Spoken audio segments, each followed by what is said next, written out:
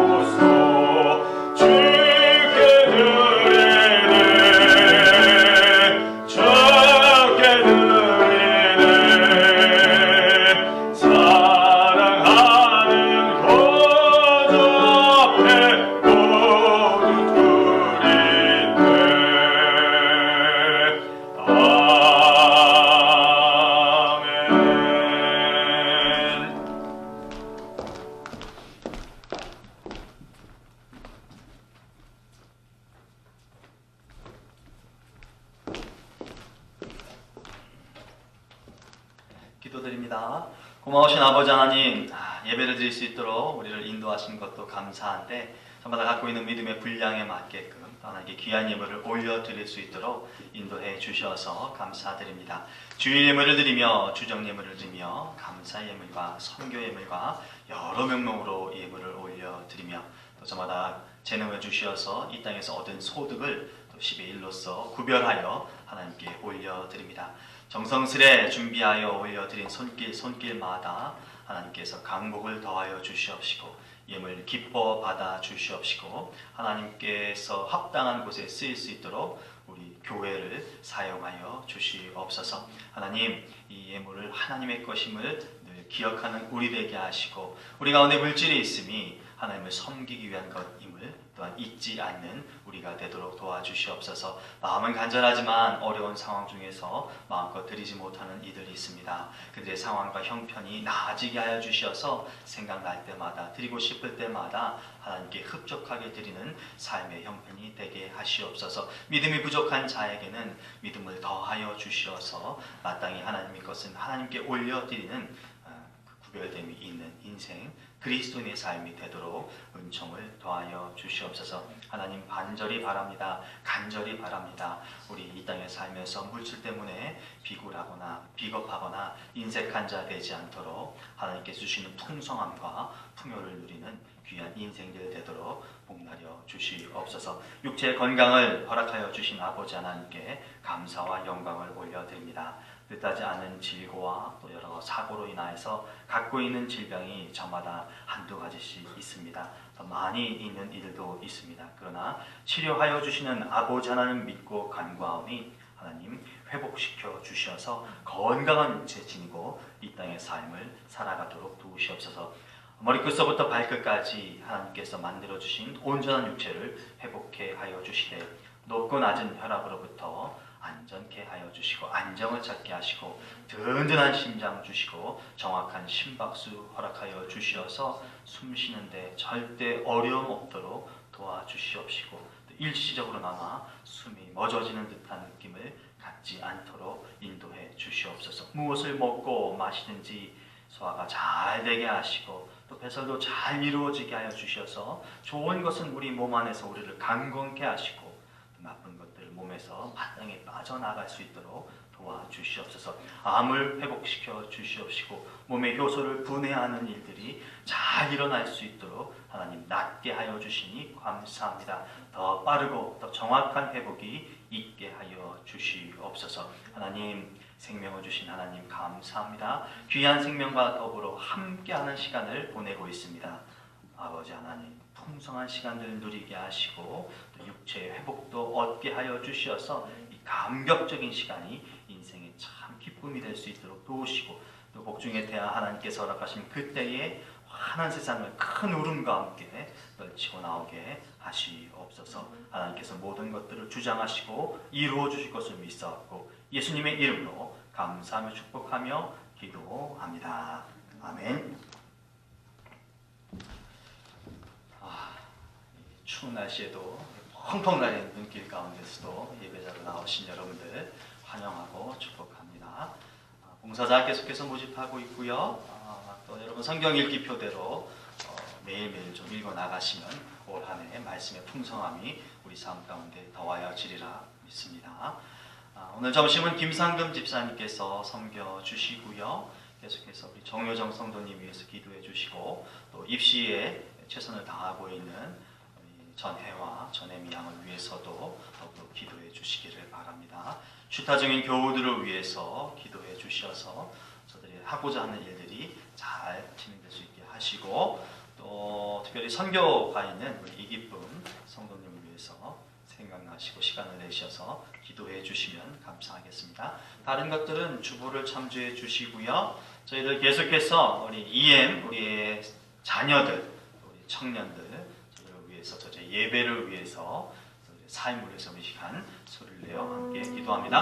아버지 하나님 감사합니다. 우리 교회 사랑하여 주셔서 전 세대가 함께 더불어 예배하는 기쁨의 잔치 이 예배가 있게 해주셔서 감사합니다. 그러나 아버지 하나님 저희들의 삶의 형태가 좀 달라서 불편한 것이 있습니다. 그럼에도 불구하고 성령의 능력을 의지하며 예배 드리오니 성령 하나님께서 특별히 우리 이행권들을 주장하시고 인도하여 주셔서 저들이 예배를 통하여 하나님을 만나고 하나님의 음성을 듣고 또 깨달음을 얻고 도전을 받는데 전혀 부족함이 없도록 인도하여 주시옵소서. 언어적이나 환경적인 것들이 저들의 믿음을 하나님께 나아가는 것들에 대해서 방해하지 않도록 성령께서 주장하여 주시옵소서. 참 믿음을 지닌 귀한 자들이오니 하나님 이 땅을 살면서 창조주 되시고 인도자 되시고 구원주 되시는 아버지 하나님을 온전히 믿는 것이 삶의 성공임을 알게 하여 주셔서 어느 곳에 있든 간에 어떤 형편에 있든 간에 하나님을 잘 섬겨나가는 귀한 자들 되게 하시옵소서. 믿음의 본이 되는 우리 기성세대들 있게 하시니 감사합니다. 부모 세대가 있게 하여 주시니 감사합니다. 저들의 모습을 통하여서 기도하는 것들을 예배하는 것들을 신앙생활하는 것들을 잘 배워서 하나님 이 땅에 든든한 하나님의 역군으로서 생을 살아갈 수 있도록 도와주시옵소서. 사업하는 일들이 있습니다. 직장생활하는 일이 있습니다. 단순한 이윤을 추구하기 위한 그런 장소가 되지 않도록 도와주시고 하나님의 영광을 올려드리는 복으로서의 삶의 처지가 있는 것이라는 것을 기억하게 하여 주셔서 그리스도인으로서 성실한 끈을 그리스도인으로서 최선의 것을 하는 모습을 통하여서 참 그리스도인이 이 땅을 어떻게 살아가는가를 보여줄 수 있도록 도우시고 또 그 일들을 통하여 자신에게 성취감을 얻게 하시고 마땅히 얻어야 될 것들도 가치들도 얻는 귀한 우리 청년들에게 하시옵소서. 배움의 과정에 있는 우리 어린 자녀들에게는 지혜와 명철과 총명을 더하여 주실 뿐만 아니라 꿈을 허락하여 주셔서 그 꿈을 통하여 하나님께서 사용하실 것을 믿고 하루 시간 아버지 복을 분수하는 귀한 우리 자녀들이 하시옵시되 아버지 힘들지 않게 하시고 어렵지 않게 하시고 아버지 어려움이나 힘듦이 있거든 하나님께 기도하는 우리 청년들 우리 자녀들에게 하여 주셔서 그 기도의 시간을 통하여 하나님을 더 가까이 섬겨나고 믿고 의지하는 귀한 믿음의 자녀들 믿음의 세대가 될 수 있도록 도와주시옵소서. 오늘의 예배를 통하여서 하나님을 꼭 만나게 하시고 필요한 말씀들이 하나님을 통하여서 성령님의 역사함을 통하여서 잊혀지는 주님 주장하여 주시옵소서. 저를 위하여 기도하는 모든 세대들에게도 하나님 동일한 은혜와 저희도 넘쳐나도록 은총을 베풀어 주시옵소서. 예수님의 이름으로 기도합니다.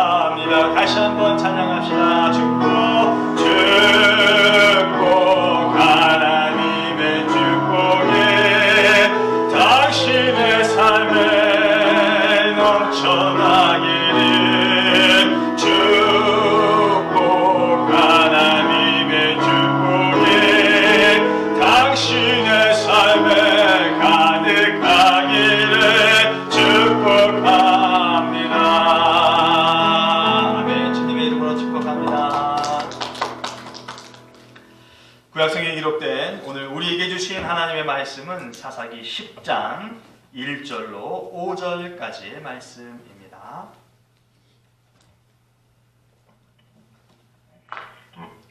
구약성경 379면이나 380면쯤 되겠습니다. 사사기 10장 1절로 5절까지의 말씀입니다. 함께합니다. 아비멜렉의 뒤를 이어서 이사갈 사람 도도의 손자 부하의 아들 돌라가 일어나서 이스라엘을 구원하니라. 그가 에브라임 산지 3일에 거주하면서 이스라엘의 사사가 된 지 23년 만에 죽음에 3일에 장사되었더라.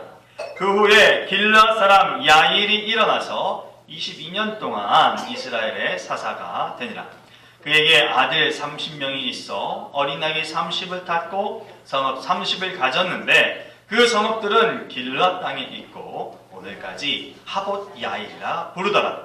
야일이 죽음에 가문에 장사되었더라. 아멘. 하나님의 말씀입니다. 기도합니다.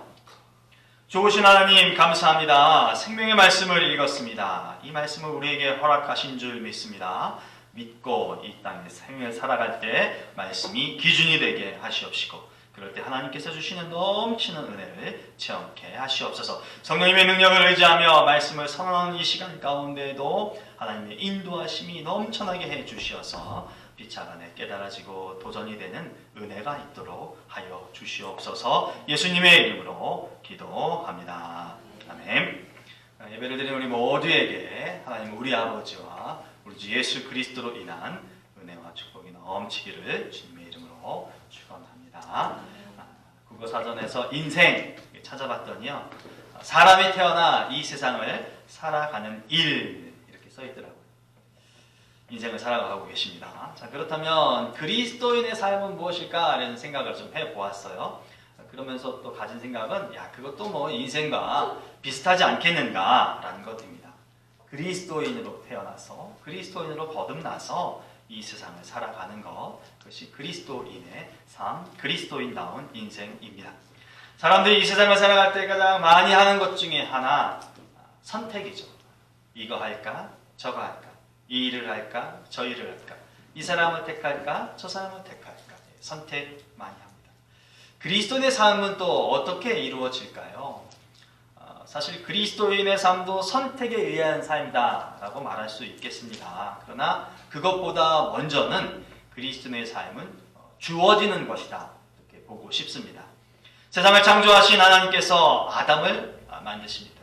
하나님이 아담에게 찾아오신 것이고 하나님으로 인해 아담은 인생을 살게 됩니다. 애굽의 노예로 살고 있는 이스라엘 백성에게 하나님께서 찾아오셨고요. 그들에게 자유인으로서의 삶을 허락하셨습니다. 그리고 그들은 새로운 땅에서의 삶을 살게 됩니다. 예수를 모르고 살던 우리에게 하나님은 찾아오시어서 예수님으로 인해 구원을 얻게 하시고 또 그리스도인으로서의 삶을 우리로 하여금 시작하게 하셨습니다. 그래서 그리스도인의 삶은 주어진 것을 살아내는 것이다. 여러분 이것을 믿으실 수 있기를 바랍니다. 물론 이 주어진 것에 대한 보다 구체적인 선택이라는 것이 있을 수 있겠습니다. 하지만 그것보다 먼저 전제되는 것은 주어지는 것이다. 그래서 결론적으로 하나님께서 주시는 인생을 사는 것이 그리스도인의 인생이고 그리스도인다운 생활이다 라고 말씀을 드리겠습니다. 사사기가 말하고 싶은 것 중에 하나가 바로 이 점이에요. 하나님께서 허락하신 인생을 살라는 것입니다. 특별히 이스라엘의 허물을 통해서 이 점을 좀 더 강하게 밝히고 있습니다. 그래서 모든 것이 하나님 중심으로 이루어지고 하나님의 선택에 의해 따를 때에 이스라엘 삶의 질이 좋아진다는 것을 사사기는 각인시켜 줍니다. 그래서 그 중에 하나를 알게 하는 것 중에 하나로 꼽자면 사사를 세워주셨다라고 하는 것이에요. 이제까지 보아왔던 모습은 그러합니다. 그런데 우리가 살펴보았듯이 그 규칙을 어긴 자가 있었어요. 아비멜렉이죠. 스스로 왕이 되어서 이스라엘 위에 군림을 하고 통치를 합니다. 성경은 이것이 잘못된 것이다 라고 하는 것을 명확히 밝힙니다. 왜냐하면 하나님께서 아비멜렉을 벌하셨고 그를 도와 동조했던 세겜 사람들마저도 하나님께서 심판하셨기 때문입니다. 그런데요, 오늘 본문의 사건은 우리로 하여금 의문을 갖게 할 수 있습니다. 우리 1절 말씀 볼까요? 아비멜렉의 뒤를 이어 이사갈 사람 도도의 손자 부하의 아들 돌라가 일어나서 이스라엘을 구원하니라. 그가 에브라임 산지 3일에 거주하면서 이랬어요. 동시에 우리 3절 말씀도 한번 볼까요? 그 후에 길르앗 사람 야일이 일어나서 22년 동안 이스라엘의 사사가 되니라. 여러분, 이상한 점이 느껴지실런지요? 제가 보고 싶은 구절은 야일이 일어나서 이것과 또 앞절에서 봤을 때 돌라가 일어나서 이 표현입니다.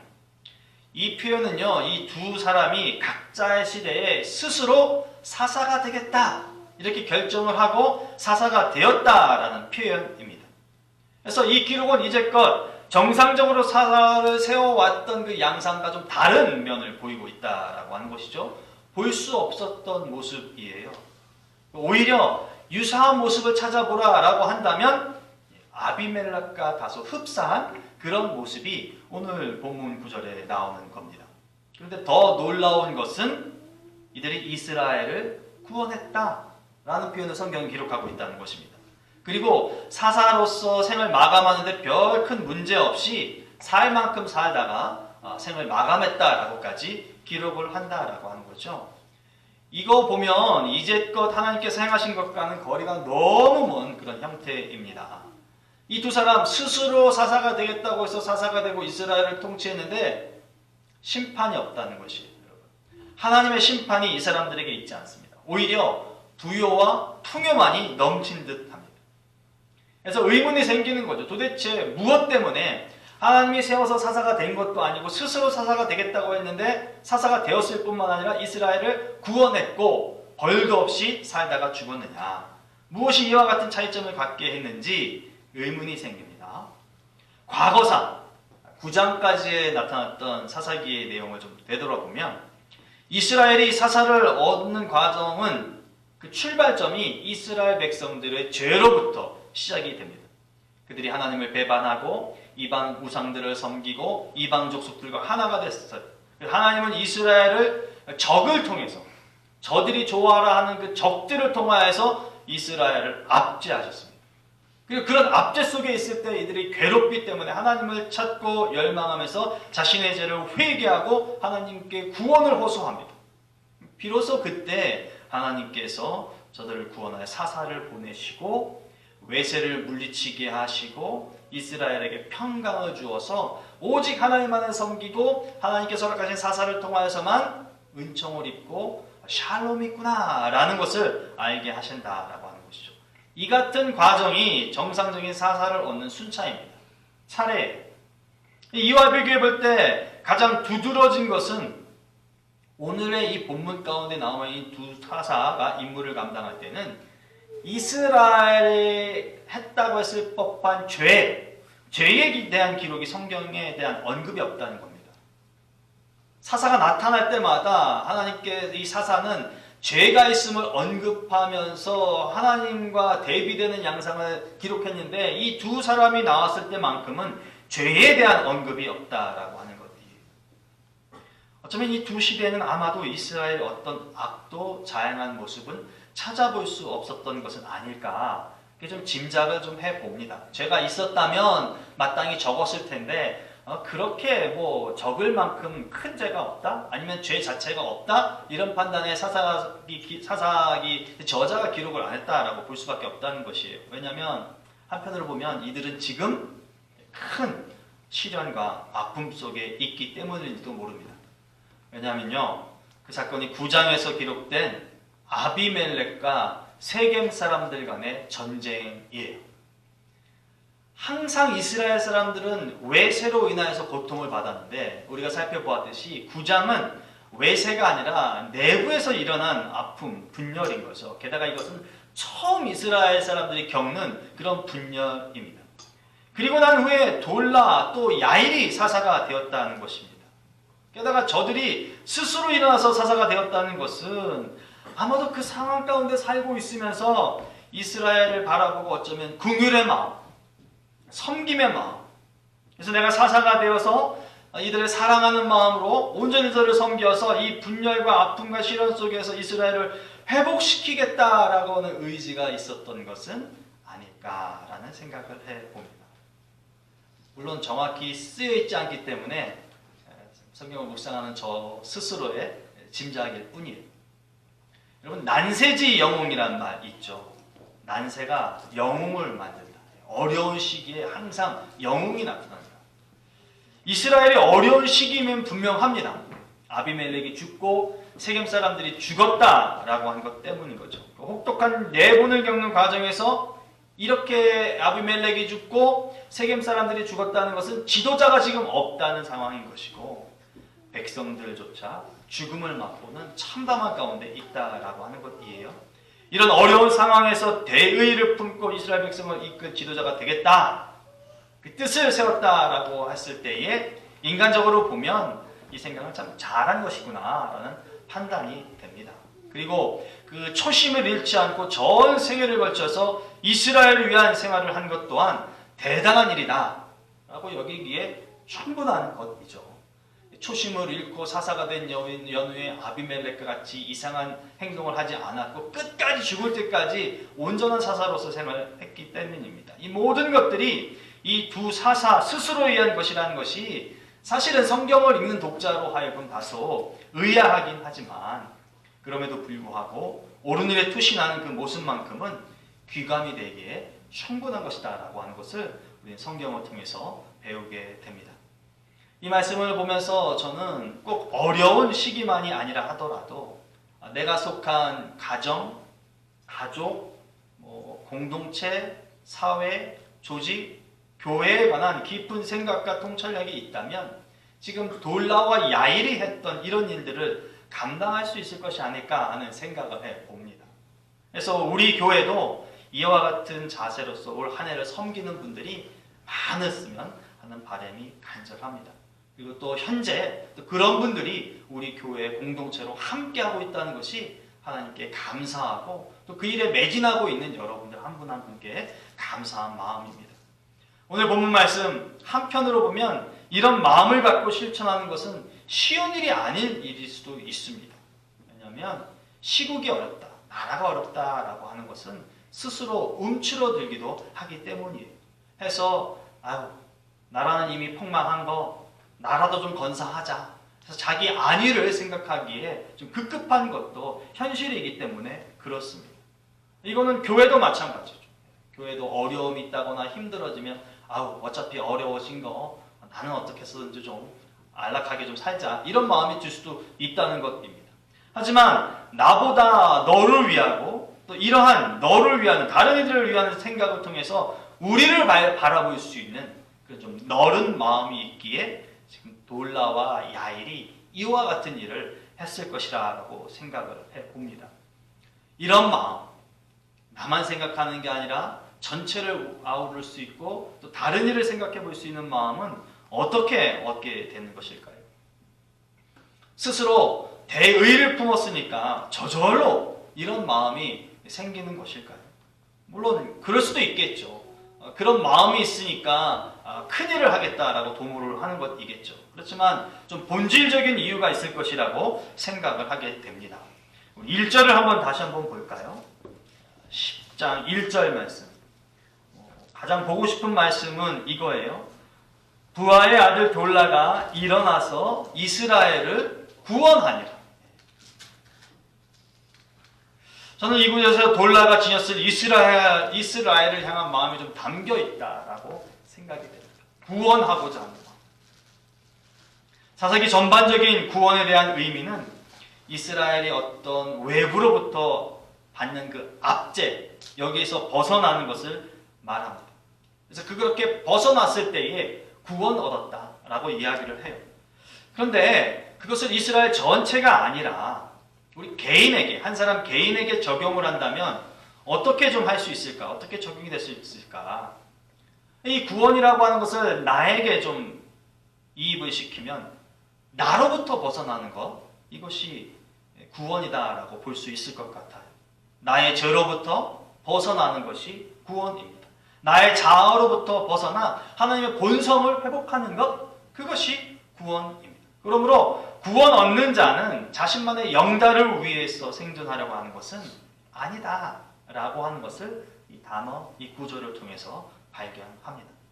예수님은 그의 제자들에게 이렇게 말씀하셨습니다. 마태복음 4장 19절에 말씀하시되 나를 따라오너라 내가 너희로 사람을 낚는 어부가 되게 하리라 하시니. 또 마태복음 28장 19절로 20절에는 이렇게 말씀하셨어요. 그러므로 너희는 가서 모든 민족을 제자로 삼아 아버지와 아들과 성령의 이름으로 세례를 베풀고 내가 너희에게 분부한 모든 것을 가르쳐 지키게 하라. 볼지어다 내가 세상 끝날까지 너희와 항상 함께 있으리라 하시니라. 아멘. 여러분, 이와 같은 생각을 돌라에게 이입할 수 있는 근거로서 또 다른 하나를 보고 싶은 것은 그의 생활 터전이 바뀌었다라고 하는 것입니다. 구원을 생각하여서 구원받은 사람으로서 나만 볼 것이 아니라 어려운 시국이지만 이스라엘 백성 전체를 돌볼 수 있는 그런 자가 되겠다라고 하는 것 하나를 봤다면 또 다른 하나를 볼 수 있는 것은 그의 삶의 터전이 바뀌었다는 것이에요. 1절 전체를 보면 좀 이해가 쉬운데요. 아비멜렉의 뒤를 이어서 이사갈 사람, 그러니까 돌라는 이사갈 사람이에요. 이사갈 사람 도도의 손자이고 이사갈 사람 부하의 아들이고 이사갈 사람으로서 살아가고 있는 돌라입니다. 그 돌라가 일어나서 이스라엘을 구원하니라. 그가 에브라임 산지 3일에 거주하면서 2절 초반까지 보죠. 이스라엘의 사사가 되어서, 여러분 이게 무슨 말이냐면 쉽게 이사를 했다는 거예요.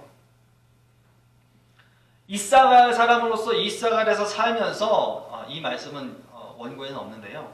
이사갈 지역에 살면서 이스라엘의 사사가 되기 위하여서 에브라임 산지로 이주해서 에브라임 땅에 살면서 사사의 역할을 감당했다라고 하는 것입니다. 땅은 삶의 주요한 근거가 되죠. 저마다 땅 있습니다. 물론 건물 위에 사시는 분들은 집이라고 표현할 수도 있겠지만 우리가 밟는 터전이 있죠. 굉장히 중요한 겁니다. 아브라함이 그의 땅을 떠난 것을요, 신약 히브리 기자는 이렇게 표현합니다. 히브리서 11장 8절 말씀에 믿음으로 아브라함은 부르심을 받았을 때 순종하여 장래의 유업으로 받을 땅에 나아갈새 갈 바를 알지 못하고 나갔다라고 이야기를 해요. 그냥 있었으면 여러분 기득권 누리면서 잘 살 수 있었을 텐데 하나님 가라고 하니까 땅을 떠나서 본토를 떠나서 어디로 갈지 모르는 것. 그러니까 어느 땅에 내가 안주하고 정착해야 될지도 모르면서 그냥 나그네 길을 갔다는 것입니다. 이 구절, 자신의 기득권이 아닌 새로운 곳을 향해 나갈 때 그의 심경이 얼마나 무거웠을까. 창세기에는 대놓고 이런 표현이 기록되어 있지 않지만 히브리 기자는 아브라함의 마음을 빗대어서 이런 정도의 마음으로 갔을 것이다 라고 기록을 하는 것이에요. 돌라가 자신의 터전에 고향을 떠나서 알지 못하는 곳에 가서 사사의 역할을 감당한 것은 그렇게 쉬운 것은 아닙니다. 여러분. 자기 새가 있어야 되는 것인데 그 새 떨쳐버리는 거예요. 그리고 나그네로서 새로운 곳에 가서 자기를 지지해줄 지지층조차도 없으면서 하나님의 일을 하겠다라고 분연히 일어나 에브라임이라는 곳에 간 것입니다. 여러분, 당대 가장 천대받고 어려움받던 사람들이 객과 과부와 고아였어요. 객, 나그네요. 그러니까 이 사람은 지금 나그네로서의 삶을 살겠다고 한 것인데 사사로서의 임무를 하기 위해서 에브라임으로 갔다라고 하는 것입니다. 그것이 사사로서의 살기 위해서, 사사로서의 임무를 다하기 위해서 나 이사갈 땅보다는 에브라임 땅으로 가겠어. 그 길을 택해서 갔어요, 실제.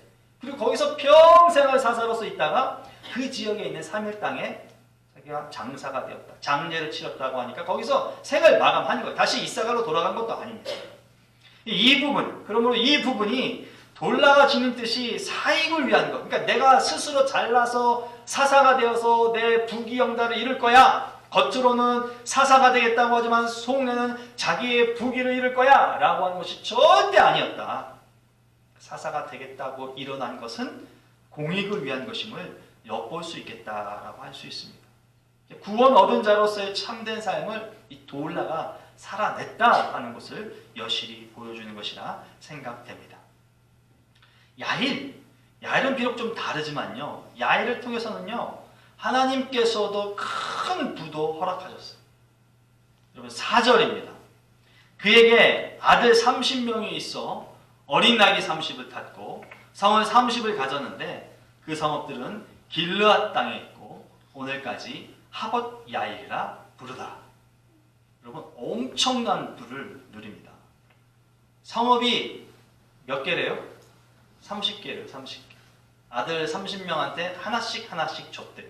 그래서 그 성읍을 하봇 야일이라 부른다고 하는데 관주 성경을 보면 야일의 동네 이렇게 되는 거예요.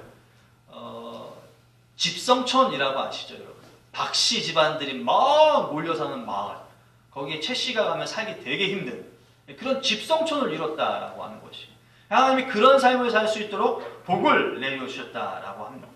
이 두루두루 잘 살기만 했다는 표현이 이 두 사사들의 있다라고 하는 것이 참 놀랄만한 일이에요. 어찌 이렇게만 하실 수 있을까?